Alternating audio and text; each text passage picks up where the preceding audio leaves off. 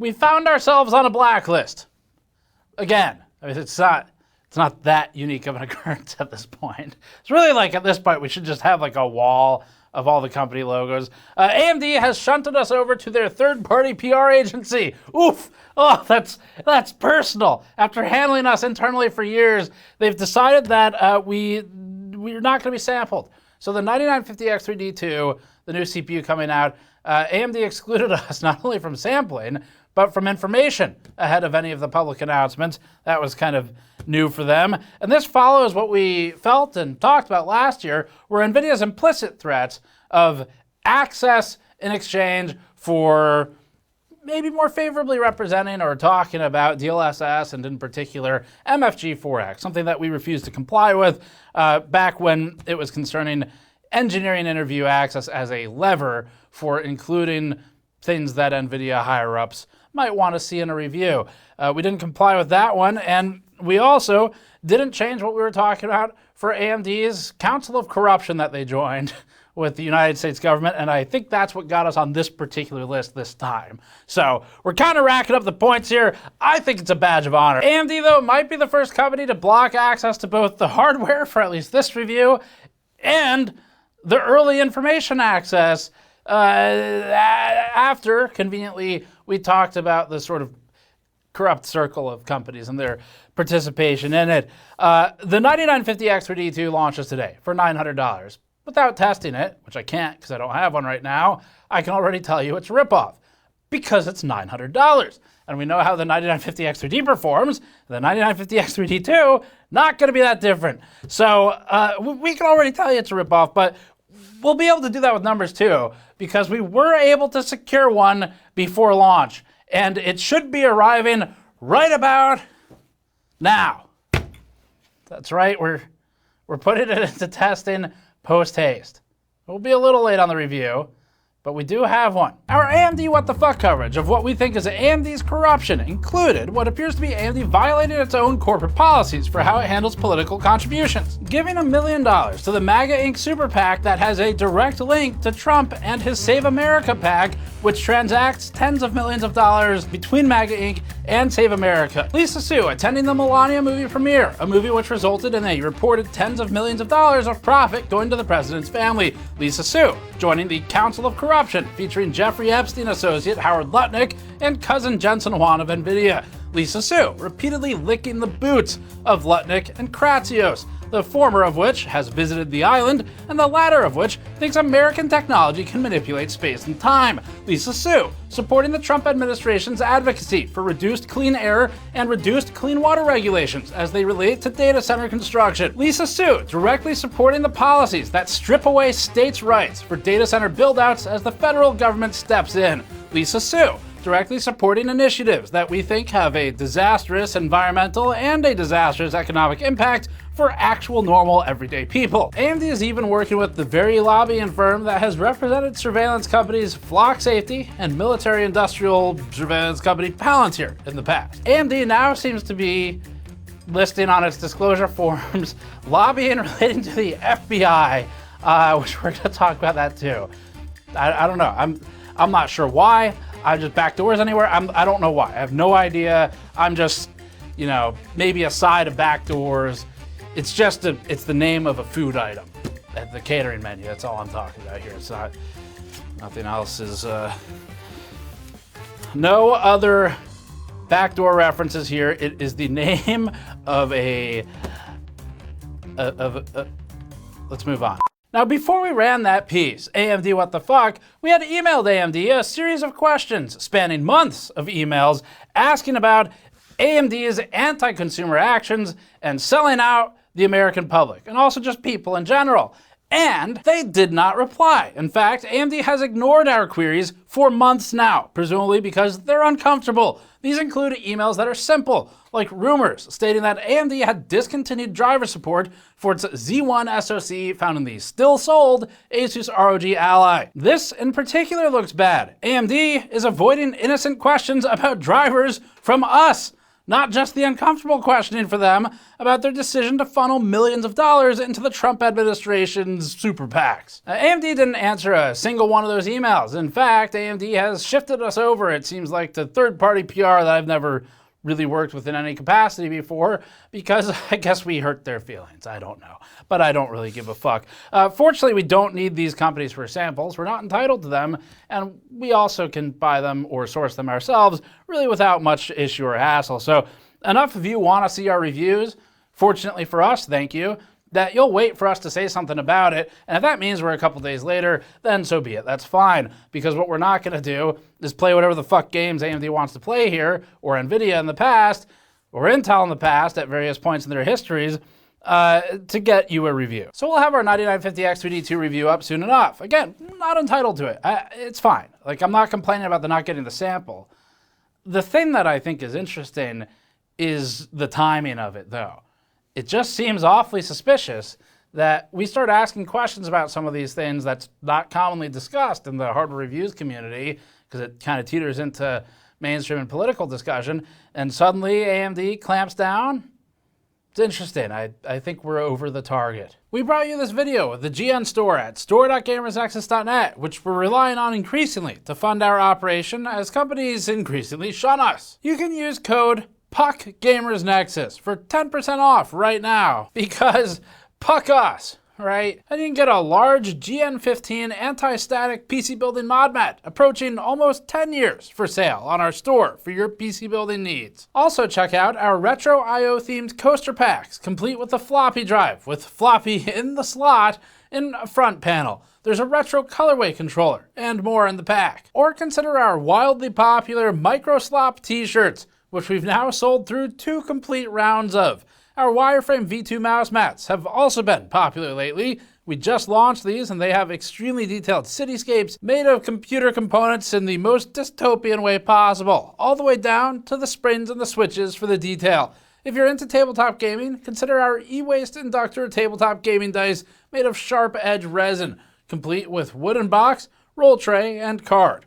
Or our Snowflake the Cat dice. Finally, our soldering and project mats continue to be highly popular for hobbyists and crafters and solderers. Find all of that and more on store.gamersnexus.net, and remember, Puck Gamers Nexus for 10% off. So AMD has got some new action going on with lobbying, and it actually has some ties indirectly to Palantir and Flock, kind of like Lisa Su's cousin, for example, Jensen Huang. AMD's stonewalling PR team has spent months not answering anything we've asked, but even though they don't respond to us, that won't stop us from sharing with you what we've found. We'll start with everyone's favorite, which is lobbying.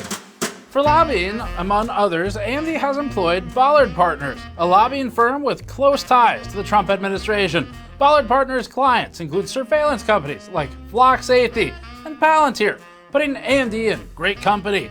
Palantir is the company that NVIDIA partnered with last year and has expanded its partnership with this year. If you'd forgotten, here's what Palantir does. Our product is used on occasion to kill people. And here's Palantir's CEO explaining a completely normal ideology. Well, I love the idea of getting a drone and having light fentanyl-laced urine spraying on analysts who tried to screw us. Yeah, the company that's represented that guy's company is representing AMD. Ballard Partners also previously employed Pam Bondi, recently evicted Attorney General who has been playing the new hit game Dodge the Deposition, when she avoided the Epstein Files depositions shortly after boasting the Dow being 50,000. The Dow is over $50,000. I don't know why you're laughing. Bondi is stated by Senate.gov to have experience with, quote, extensive lobbying for wealthy special interests and foreign government, end quote, and for lobbying on behalf of private prisons, alongside lobbying on behalf of Amazon and Uber. Some of these while working for Ballard Partners. So this is the firm that AMD hired for its lobbying efforts, or one of them anyway. As for Flock Safety, they're probably best known to our audience for expanding what appears to be a surveillance network around the United States, and this includes, quote, using AI to report us to police if it thinks our movement patterns are suspicious, end quote, per the ACLU, part of a growing concern around pre-crime arrests. In other words, Minority Report. Look, I'm not with the ACLU on this, Jeff. But let's not kid ourselves. We are arresting individuals who have broken no law. But they will. That's what we're using AI for.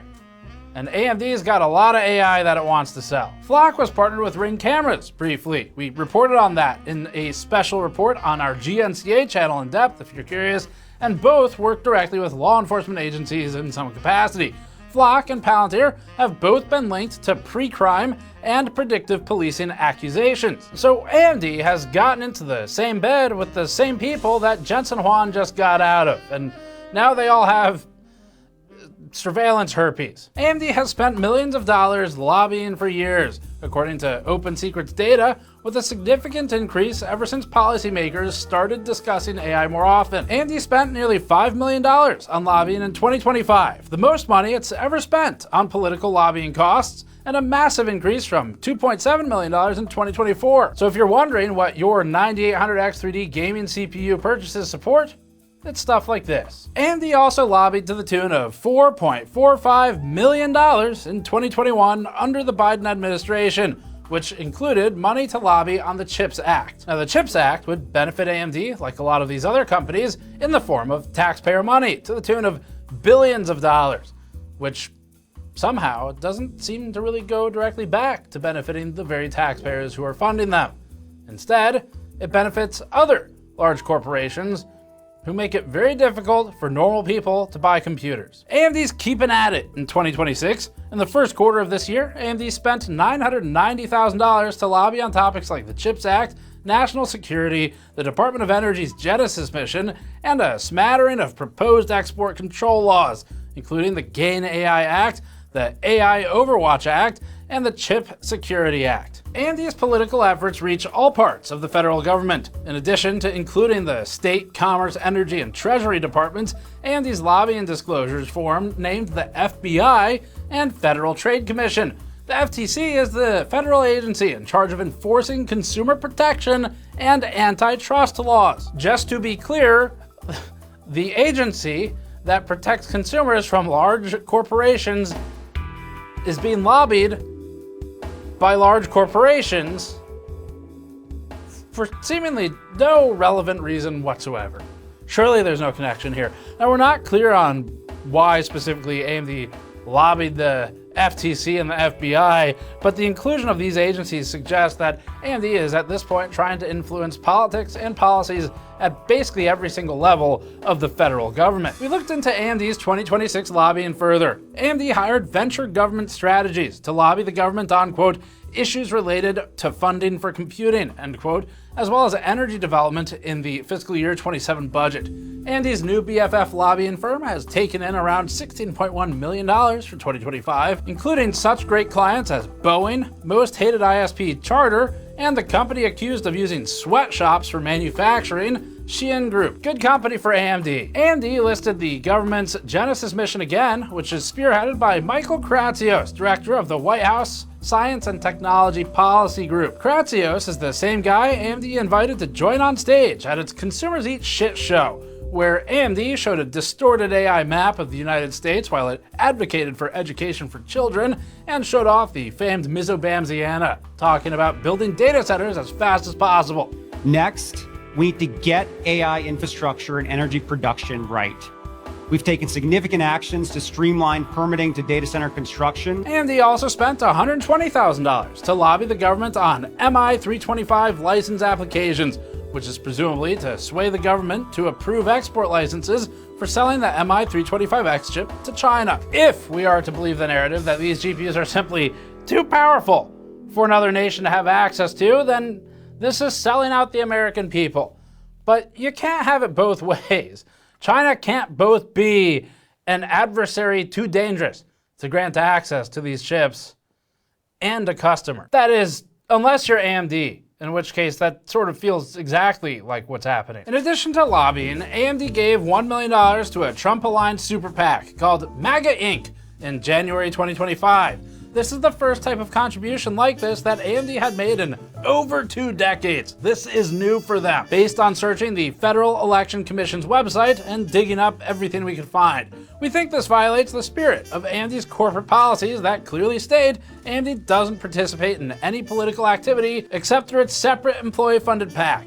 AMD's policies also say that AMD doesn't fund or participate in political expenditures. qualifying as a 501c4. So AMD's contribution to MAGA Inc. seems like a contradiction, but maybe AMD doesn't take its own corporate policies seriously. AMD hasn't updated the links, after all, to its federal lobby and disclosure forms on its policy page for a year now. Meanwhile, Lisa Su has become a frequent guest at the White House, cozying up to President Trump and First Lady Melania Trump.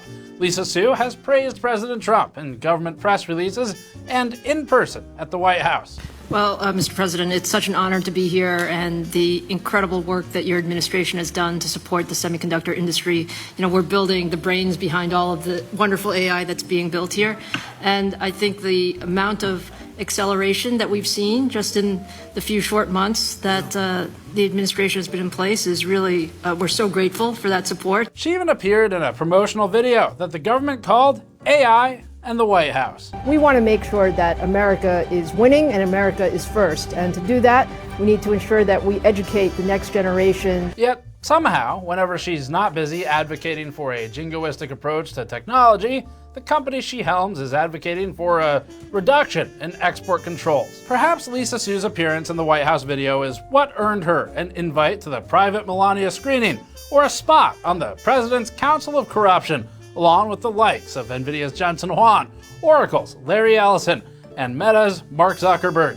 When she's not meeting the Trumps, Lisa Su boasts about meeting other cabinet officials, including Epstein Islander and the Department of Commerce Secretary Howard Lutnick, and erroneous tweeter and Department of Energy Secretary Chris Wright, the last of whom tweeted and deleted in a sequence that influenced global markets. And just to be clear, we are not saying nor suggesting that it's market manipulation. We have no idea. We haven't covered Chris Wright much before, but he's also in the data center business. Last October, Wright directed the Federal Energy Regulatory Commission, the independent agency that regulates the sale and transportation of electricity, oil, and natural gas across states, to initiate rules that would accelerate power connections for AI data centers.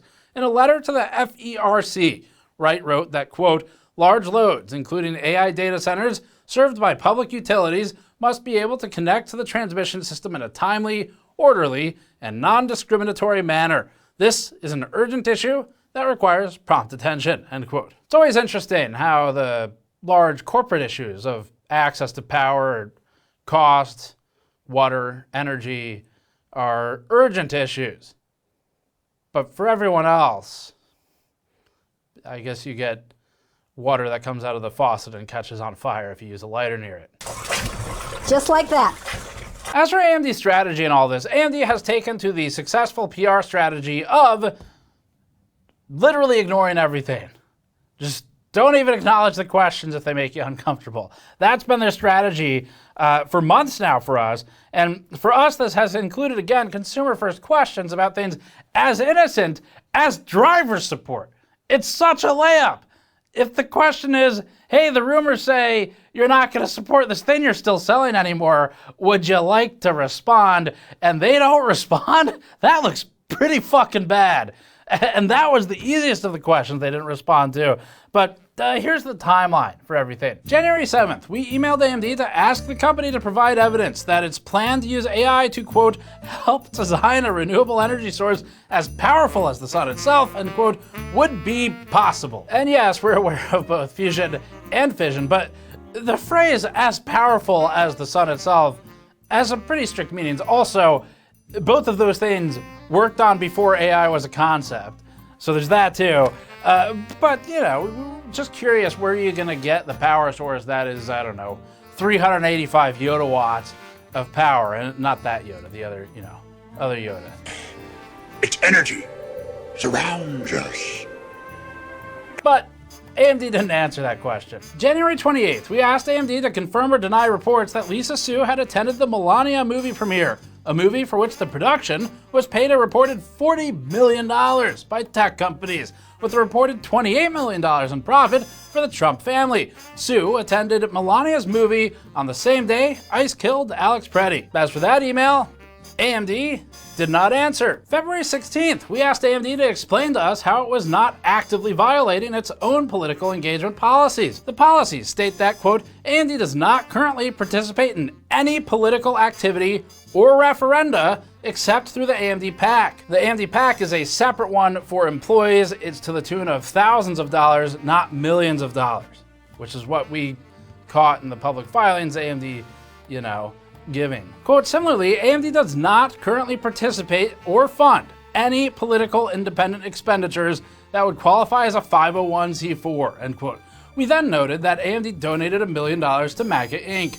This is unrelated to AMD's employee PAC, and this is particularly interesting to us because from what we understand, and speaking with lawyers, if this goes south for AMD at any point, this could be a potential vector for them for an investor lawsuit. If the decision to engage in this type of behavior goes south, and if they're found to be violating their own policies that they publicly state and disclose to investors. But we're not experts on that part. So, anyway, AMD didn't respond. On February 22nd, we emailed AMD about a rumor that AMD had ceased Z1 driver development. The Z1 SoC is still actively sold right now, on shelves right now. We asked AMD about the driver status, whether it's in maintenance mode, active development, and if AMD has a stop date target on the Z1's development. And to this innocent question about a product, AMD did not respond. Separately from all of this, we had asked AMD to provide CPU units for 2 end users who had their computers burn up in house fires. One got a lot of traction on Reddit. AMD had committed these parts, then didn't send them, crossing the period where we published our critical coverage of AMD, including the AMD What the Fuck piece, and after following up, AMD did eventually send them. Now, in this case, our understanding from unofficial channels is that this was unrelated to our coverage, and that's fine. Might even believe that. But it sure doesn't look good with the timing and with all of this other bullshit that AMD has engaged in.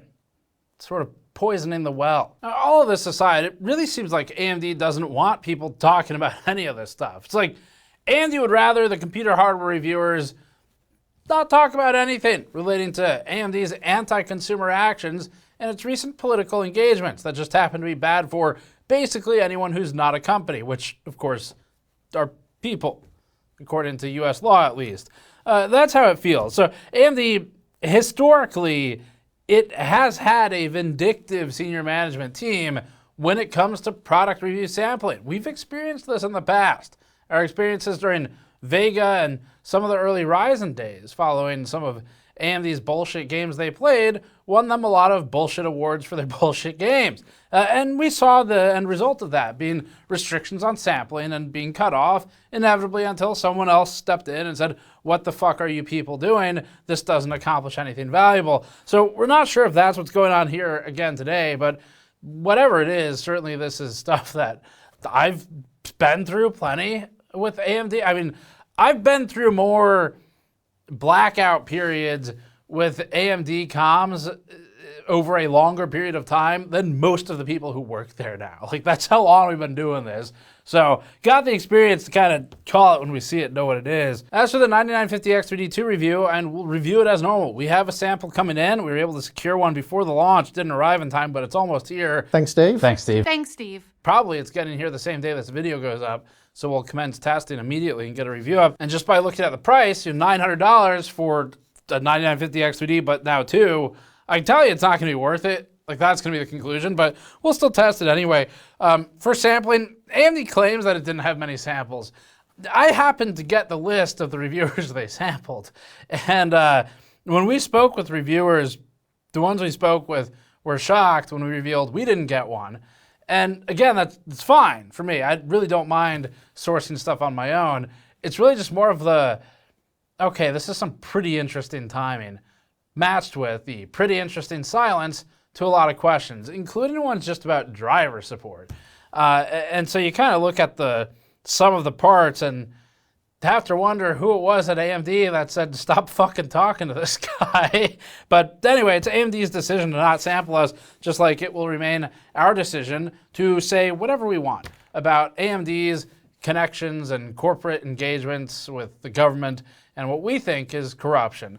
So, I think these companies would sure love it if reviewers would just focus on talking about why you should buy the parts and reviewing them strictly from a purchasing perspective. But these days, honestly, as we've said in the past, you can't just ignore the man behind the curtain anymore. Like, the shit these companies are doing, is you got to take it as the full picture to understand the true impact of sort of how this industry is progressing, how the hobby is progressing, and how the silicon companies are all kind of structured and in bed with each other in a way that really restricts consumer access to hardware and certainly creates a lot of monopolistic concerns and antitrust concerns. But, you know, I guess if you just lobby the FTC, then you don't have to worry too much about those. So we'll have a review on the 9950X3D2 soon enough. And I guess in the meantime, yeah, that's it for now. Check back for more.